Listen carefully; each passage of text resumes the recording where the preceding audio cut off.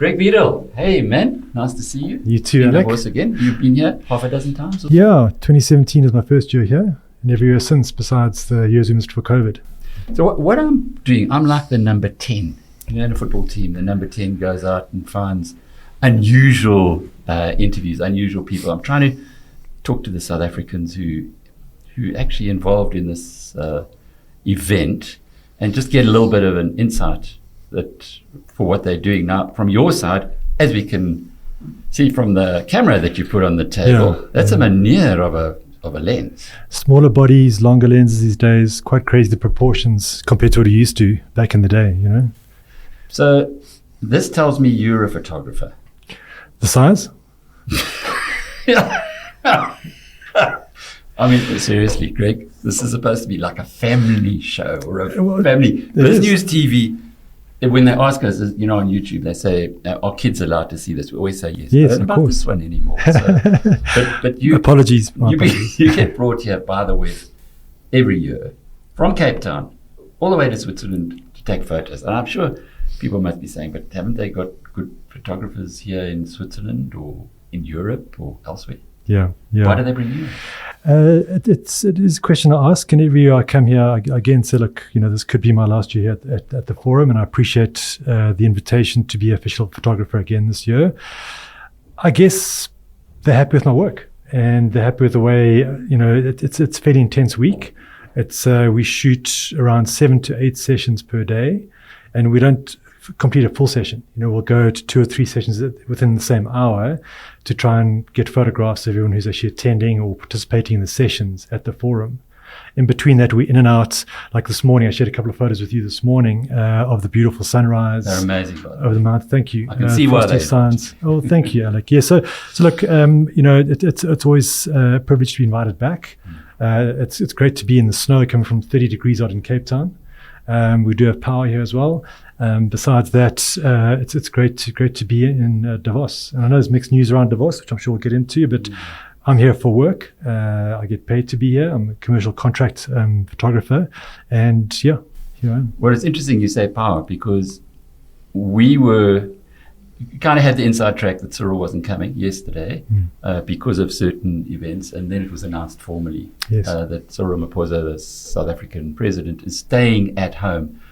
I think it's a good thing. I know Davos is amazing, and he meets lots of people, and they can help us, and there's much that South Africa draws from the forum, but with the power issues at home, you almost feel, hang on, get priorities right. No, agreed.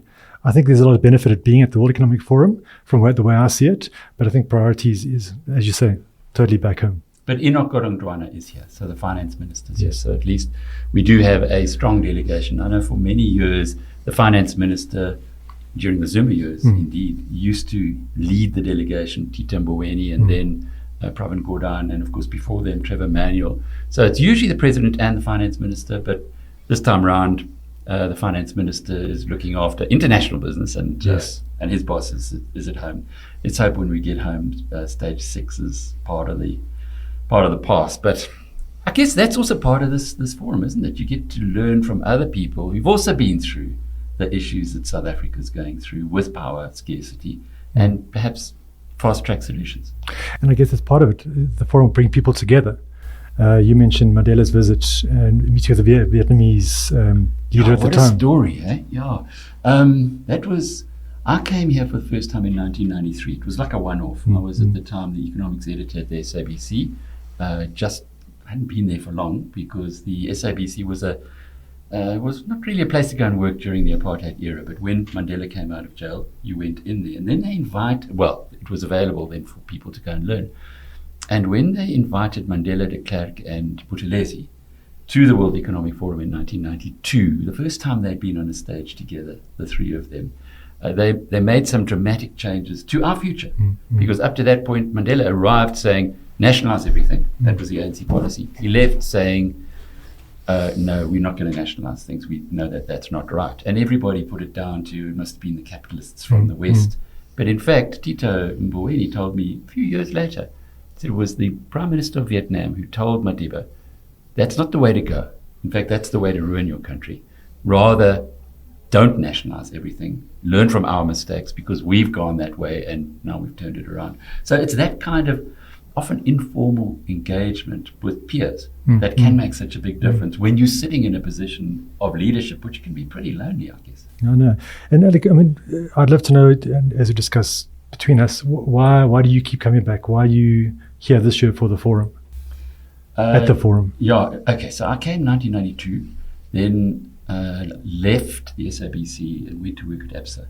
And the first thing I did when I started at ABSA, because I was so impressed with this place and what you can learn here, was I told my boss, you know what I mean, but Donnie Cronje, I said, you got to go there, Donnie, this is the place to go. And he signed up he on the strength of it. But of course, I was like a comms guy and he was like the big boss, so I never came back again until I started my own company, MoneyWeb, and we grew a little bit. And then in the early noughties, they asked me to do some facilitation, first in Mozambique and then here. Okay. And then for years, I used to come back and do panel discussions and stuff like that. I used to work really hard. And then it's been real nice because over time, they found other people to do that work and they've kind of just left me alone to be the number 10. Yes, exactly. I've got no real big agenda. I'm going to do some very interesting events, but I can then pick out interesting people that the business community can learn from, maybe, and understand from. So, and I learned a lot more from, not just the sessions. So I guess we are on the southern tip of Africa. We are affected by the tyranny of distance. And how do you learn? You learn much better by engaging with people than watching videos, as we've seen from COVID. That's what I was going to say, right? I mean, people say, well, there's technology, there's Zoom, there's, the forum puts out live streaming of sessions. Why travel all the way here? But I mean, I recall you telling me stories about, being in sessions of 5 or having one-on-ones with very influential innovators in the world. No, and you can't replicate that. If I look back to the people that I've met here during the early stages, and that's really where the forum excels. I mean, there's a whole lot of bullshit about fake news and stuff, and we can deal with that. But when you go back, for me, it's meeting Chad Hurley when YouTube was a tiny little baby. It's seeing Reid Hoffman walking around with the media guys when he was thinking of doing LinkedIn, and it's getting the BuzzFeed guys when they hadn't even started really. Learning about smartphones. And right now, I signed up for it this morning. Is it GPT? Yes. Signed up to have a look at it. I mean, the whole artificial intelligence.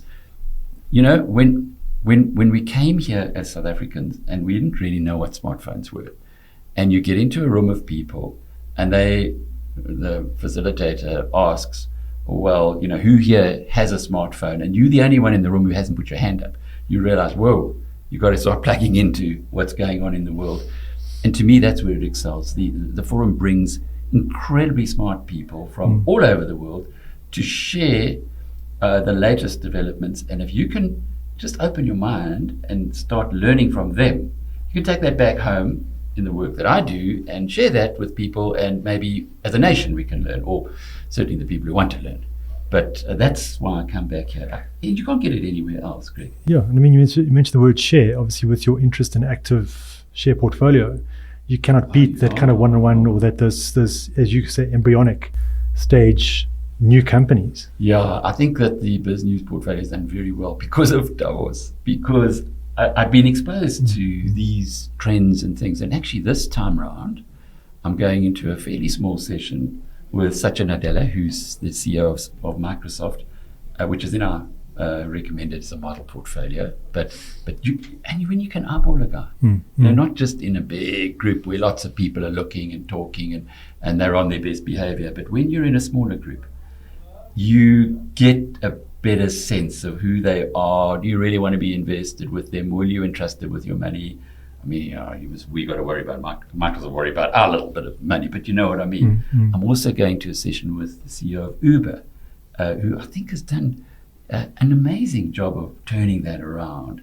You remember the first CEO was quite a crazy guy, but Uber, if you look at the share price performance over the past year when tech stocks have just collapsed, Uber has way outperformed the other tech stocks. It's also fallen. It's down about 20% or so from the beginning of the year, but it's done much better than most of them. And then tonight I'm going to a session with, you just can't believe, you can't make these things up. Neil Ferguson, he's one of my heroes, a historian, a writer, Harvard professor, and I'm sure you know most of the business news community would have heard of The Ascent of Money, one of the books he wrote. He's written lots of books. So he is in conversation with one of the last credible crypto guys from a company called Circle. And that's a special session that's put on by our partners in London, the Financial Times. So I cracked an invite to that. So it's those things that, you know, if they'd said they're having that session in London, I'd be sorely tempted to get on a plane and go all the way to London just to be present, just to hear, just to feel, just to get the energy. But in Davos, you get many of those. Mm-hmm. So that's really the big thing for me. But Greg, I mean, calling a spade, many people in our community and in South Africa think that the World Economic Forum is this evil empire that controls the world. Now you get to go into every single session because you can go anywhere. Your badge is like the best badge. I've got a good badge, but you've got a top badge. Yeah. Because you've got to go and take photographs there. Yes. But you're presumably also hearing what the guys are saying. Sure. But also we don't hear everything, and we a team of 13 photographers from around the world. But there have been some amazing experiences where when you're a private, what they call a private session, where it's not shared publicly what is discussed in the session, Chatham House rules, but you'll have a group of world leaders from neighboring countries sitting together in a closed room, no assistants or anybody else, sitting in a circle and having it out with each other, trying to reason and work things out. And you can't dream of being a fly on the wall in those kind of moments. I mean, another one is, POTUS, Donald Trump, President of the United States, when he arrived here for the first time, we were here together. And you had great access. I was at the top of the stairs, about 4 deep, because that's how popular people were crowding to wait to see this fellow in the flesh. And that's the thing with us, right? Yes, you have all access, but when it comes to those high stress situations or high risk situations from a security point of view, it's good to be friendly with security teams so they recognize you straight away.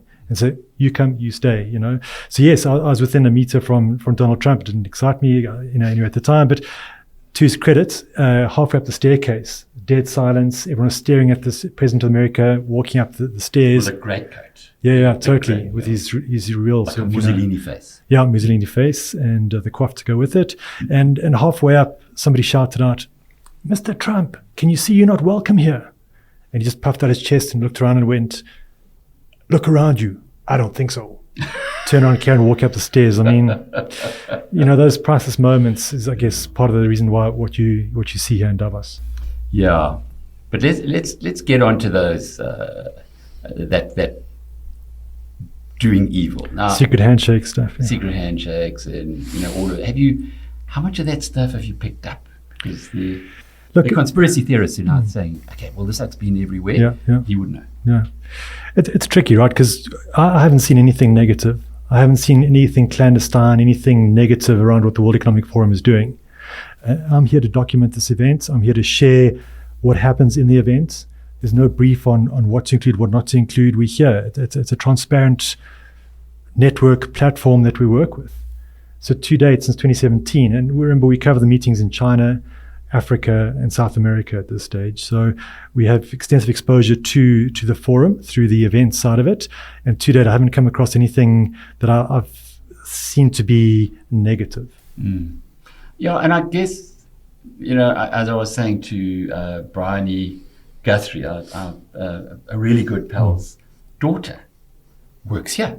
And she's well qualified, and she's spent 4 years as a diplomat for South Africa in Hong Kong. So she knows her onions. She's set up a few sessions, I think, during the forum. So she's quite, she's got a nice, I trust her. I trust her father completely, and I certainly know the family, the home she grew up in. But she was saying to me that actually I'm working here because I want to do good in the world. Mm-hmm. I'm not working here for some evil organization. But and I asked her about that. I said, but why doesn't the WEF respond to these outrageous. I mean, there's outrageous stuff that's on the internet. And she said, because they don't want to give it any credibility. And then if you know the industry, my industry, and you have a look at who produces this crap, and it's either bad actors in the state, or it's guys who make a hell of a lot of money by fooling gullible people with clickbait. It's really that simple. You know, to now start saying that people at the World Economic Forum are trying to control the world. You know, they took a video that had been produced by the comms team here. And it was the understandings of the global strategy units or groups. In other words, members. Guys, could have been Adrian Kaur and guys from South Africa. Could have been all of these people talking, and they took a clip of it, put it out of context, and then said the World Economic Forum wants you to have nothing, and you'll be happy with it. I mean, really? Seriously? From what I know of this place, they bring people together and they share information. Yes. And if you think about it, would you rather be ignorant and continue to go really in a bad direction, as the world has done for so long, and it's very fragmented, or would you rather cooperate with people as a team? Do you want to work on your own or work as a team? What's that lovely African saying? If I want to go fast, I do it on alone. If I want to go far, I do it as a team. And that's kind of what I get from this, from this organization. That to me seems to be its purpose. No, I mean, even a quick personal story. I mean, you know, to come work at the forum last year, I'd have 2 vaccines plus a booster to work at the event. Haven't had COVID that I'm aware of. Arrive in Switzerland, get COVID 2 days before the event last year. You positive. I arrived here in Davos and received positive results. So badge is cancelled, no access, no isolation at that stage. But as a team, we pivoted, photographic team. So one of the photographers had to shoot more sessions, but then I edited his sessions for him. So once again, there's this great teamwork through all the layers. You know, even for external staff as official photographers, there's definitely a team environment. There's loyalty. There's a sense of, if I can call it, camaraderie to improve the world. Do you guys enjoy the job? Do you have fun? Do you drink too much maybe afterwards? No, we don't. You know, when I came for my first year in 2017, people were saying like, "Oh wow, Davos is all about the party." And I came, you know, then I walked down the promenade after a day. Then I saw a couple of private functions, but I'm yet to experience any sense of wild parties. You know, I feel like it's a very professional environment throughout, you know, inside the secure area, obviously, of the Congress Center where most of the forum happens. But then outside, walking on the promenade, you know, a lot of the large global corporates will actually rent a retail space on the prime real estate along the main promenade of Davos. And they'll convert that space into something amazing. Every year they re-innovate. Cost them a lot of money, but they are there for a reason, to promote how they believe they can change the world. Did you ever see that movie called We Crashed?